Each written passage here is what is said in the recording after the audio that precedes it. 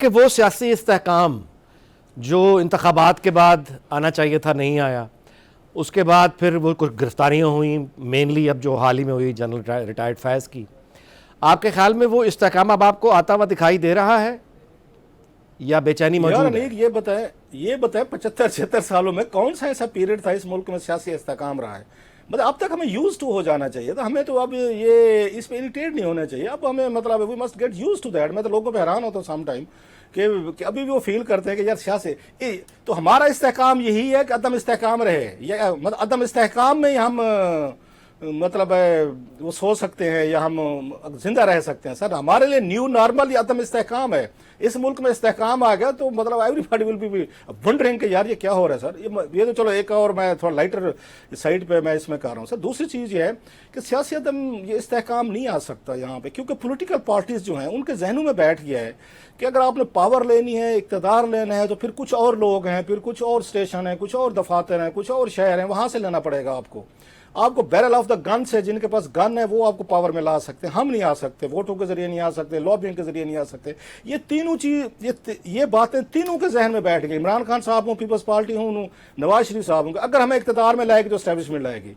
अब भी इमरान खान साहब किससे बात करना चाहते हैं? वो फौज से बात करना चाहते हैं। कभी उन्होंने कहा है कि मैं बैठ के कोई पार्लियामेंट में बात करना चाहता हूँ, या मैं बैठ के हाँ जी ठीक है जी let's have a new beginning? No. वो आज भी कहते हैं, मैं फोन करता हूँ जनाब मुनीर साहब को, मेरा फोन नहीं सुनते, मुझसे बात नहीं करते। अलवी साहब ने बात की, फलाने की। ऐसे ही हमने देखा नवाज शरीफ साहब किसके जरिए हैं, एवरीबॉडी नोज।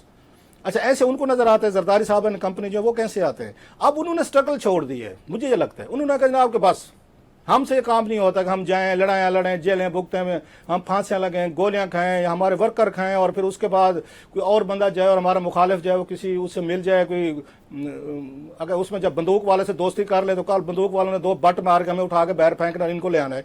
अगर ये काम ही होना है और हमारी कोई यहाँ पे औकात ही नहीं है, वोटर की नहीं है, मेरी नहीं है, फलां की नहीं है, मैं 3 दफा साबिक वजीर आजम रहा हूँ, मुझे जेल में डाल दिया, डिस्कॉल, मैं उनकी बता रहा हूँ, ग्रीवेंसेस बता रहा हूँ। ये इमरान खान साहब कहें देखें जी मैं मुल्क को कितनी तरक्की दिलवा रहा था, वो आए हैं उन्होंने जनाब बाजवा के साथ साजबाज करके मुझे बाहर फेंका है।